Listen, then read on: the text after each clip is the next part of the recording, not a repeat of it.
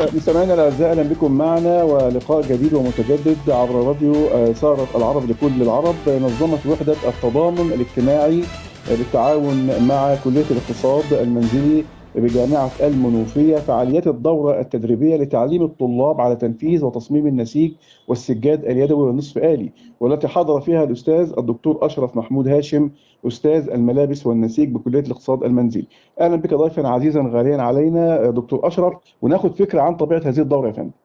اهلا وسهلا بحضرتك يا استاذ محمد وبالساده المستمعين وبكل محبي قناه زهره العرب. اهلا وسهلا بحضراتكم. الله يخليك. هي الدوره التدريبيه ديت بتاتي في ضوء توجه الشباب ناحيه العمل الحر والعمل الخاص، حتى في مرحله الدراسه سواء جامعيه او غير جامعيه. بيحاولوا يمارسوا أنشطة وفعاليات تدر عليهم عائد.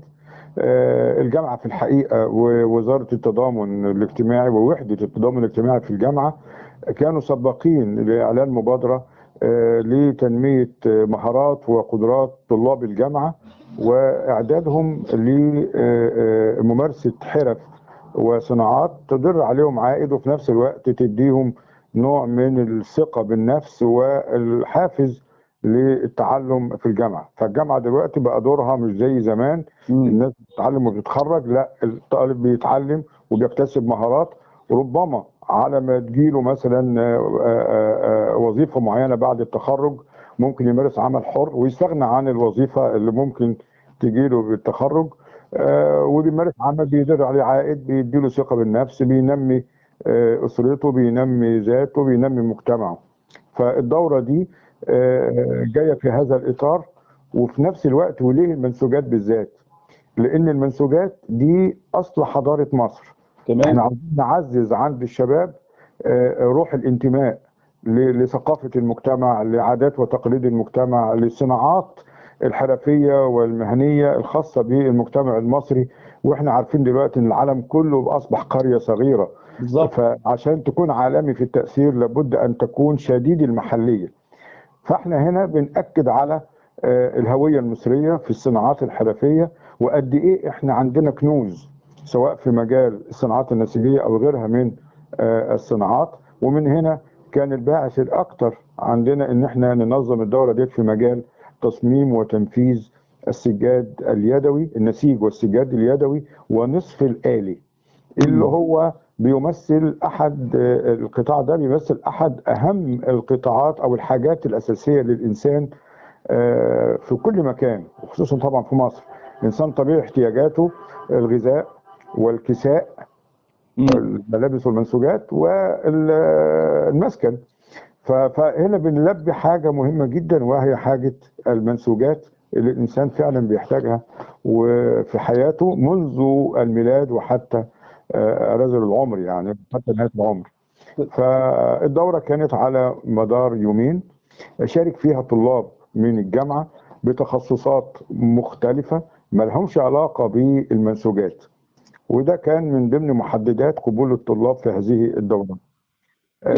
تحديد الاستفادة الممكنة، أكبر استفادة ممكنة لكافة القطاعات، يعني 47 طالب وطالبة ما شاء الله حضروا هذه ده في الدورة، شيء اليوم جميل يا الواحد، دكتور أشرف. ده في اليوم الواحد. يعني اليوم الاولاني كان 42، وبعدين تاني يوم جم طلبه تانيين اضافيين حبوا يشاركوا في البرنامج بعد ما عرفوا بيه.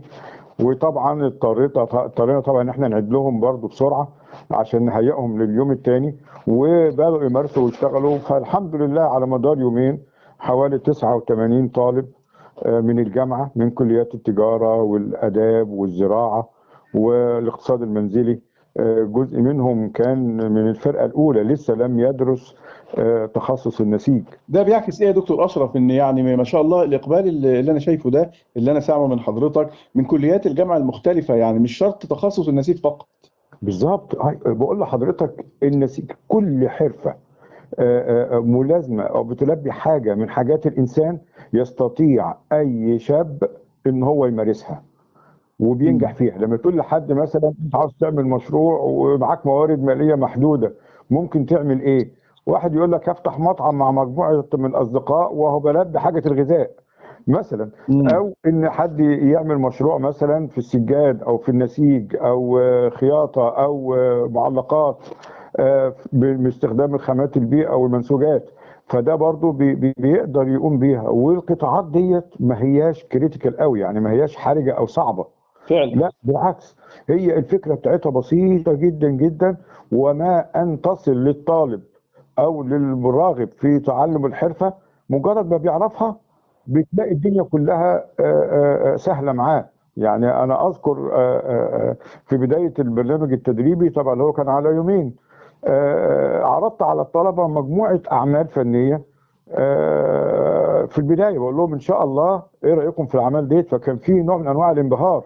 يا دكتور ازاي الحاجات دي هنعرف نعملها وبتتعمل ازاي؟ قلت مم. لهم شوفوا الاندهاش ده بقى، هعرض لكم نفس الاعمال مره اخرى بعد ما نخلص اليوم الثاني، جميل. ونشوف رد فعلكم ايه. الموضوع بسيط جدا وسهل، بس ايه نركز ونستوعب اللي احنا فيه، اللي احنا بنتناوله في الموضوعات بتاعتنا. وفعلا بدأنا نشرح المصطلحات، بدأنا حددنا محاور الشغل بدءا من التصميم ثم الخامة ثم التقنيات. ومع كل محور من دول في اليوم الأول كنا بنعرض ليهم مجموعة من الأفلام التوضيحية لأشخاص في نفس عمرهم، أقران، يعني مش حد كبير ولا حد صغير. يعني آه، نماذج ناجحه ومضيئه في المجتمع. بالظبط بالظبط، يعني كنموذج بيسموه كده الموديلنج ستايلز او اسلوب نمذجه مم. لعرض المهاره. ففعلا عرضنا عليهم الحاجات دي كلها، وكان في نوع من انواع الانتباه الشديد، وده في اليوم الاولاني. وكان في نوع من انواع يعني الانبساط واحساس ان في حاجه جايه احسن. لأنه لقى قيمة مهمة جدا جدا تحت إيده ويبدأ يستخدمها ويغير حياته. والدليل على ذلك يعني زيارتنا لقرية ساقية أبو شعرة في أشمون، تمام. هناك مجتمع متكامل من الألف إلى الياء قائم على كل هذا الجمال يعني. بالظبط. وبعدين لما الطالب يعرف، عرضت لهم في الاول جزء كده عن قريه سيئة ابو شعره باعتبارها من القرى الحرفيه المتميزه في اه مجال المنسوجات، مش بس في مصر ده على مستوى العالم. فعلا. عرضت لهم نماذج من اعمال بعض الحرفيين وافلام ليهم، لان انا كنت مصورهم قبل كده من فتره سابقه. اطفال، قلت لهم تخيلوا طفل زي ده بيمارس حرفه زي ديت وشوفوا المهاره اللي هو فيها، تتخيلوا ان انتوا مش هتبقوا اشطر من ده؟ امم. طبعا قالوا لا طبعا احنا ممكن نبقى اشطر بس لو فهمنا. قلت لهم بس طالما ان عندك رغبه انك تفهم وتعرف وتمارس، يبقى دي اول طريق النجاح. بالظبط. وعلى رايي لسه سامع امبارح شايف محمد صلاح اللاعب المصري الكبير العالمي، لما سئل لما خد جائزه افضل لاعب في العالم من وجهه نظر الجمهور. الإمارات اه. فبيقول طالما انا قدرت احقق ده، يبقى اكيد في مئات وملايين يقدروا يحققوا اللي انا حققته اكتر. هو ده الجمال يعني فعلا يا دكتور أشرف، فعلا هو ده الجمال. رسالة أنا انبسطت بيها قوي، خير الكلام ما قل ودل. ومش كل واحد عمل حاجة هو امتلك الإبداع، لا لا لا لا لا لا. مم. هو بداية لغيره، ممكن يبقى حد تاني أكثر منه إبداع. الإبداع سماء بلا سقف يعني. بالظبط بالظبط. فالفكرة دي سبحان الله، كان قبلها كنا احنا بنتكلم مع الطلبة في الموضوع ده، ليه احنا نبص على حاجة غيرنا ان هي افضل واجمل واروع ومفيش لا قبل ولا زي؟ لا، احنا نقدر نعمل احسن واحسن واحسن، بس يبقى عندنا الحافز والدافع، يكون عندنا الرغبة في ان احنا نضيف لنفسنا ولمجتمعنا. انا مش هعمل حاجة عشان امتع عيني وبس، لا، ده انا لازم يبقى ليا لغيري حق عندي. ربنا اداني العمر، اداني الصحة، اداني موارد، اداني حد يعرفني، اتعلمت، اتطورت من شغلي، بعرض لغيري، بخدم غيري، بعلم غيري، وهكذا. احنا كلنا لو سألنا اي حد على اسمه هيقول اسمه وقبله، وبعديها اسم الوالد، وبعديها اسم الجد، وبعدها الجد الجد. يعني احنا امتداد لمن سبقنا. بالظبط. فان الطالب يبقى عنده ادراك ان هو امتداد لمن يسبقه في التجربه او في العمر او في الخبره ايا كان، ده في حد ذاته عنصر من عناصر النجاح. وده يمكن ان انا حسيته في الطلبه ان هم لما استوعبوا الفكره ديت، ان هم يقدروا يعملوا كتير كتير قوي، بس يتشبثوا باليات النجاح بقى. فعلا بمعنى يعني آليات النجاح شيء جميل جدا جدا. أستاذ دكتور أشرف محمود هاشم، أستاذ الملابس والنسيج بكلية الاقتصاد المنزلي. حديث حضرتك شيق جدا، الله ويعني نتمنى تكرار مثل هذه اللقاءات، والمرة القادمة إن شاء الله نتواجد مع حضرتك لنرصد هذا الجمال والإبداع صوت وصورة، حتى يصل لجميع المتابعين على منصاتنا المختلفة عبر السوشيال ميديا. كنت ضيفا عزيزا غاليا علينا، كل شكر والتقدير لحضرتك دكتور أشرف.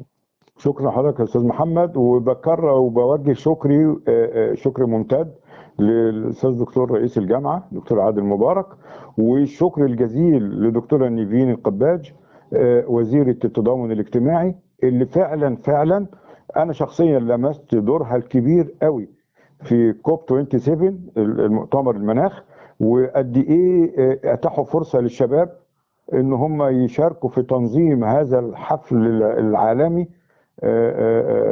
للعالم كله، وقد ايه مصر كانت متميزه بجهدهم وباشراف طبعا وزاره التضامن.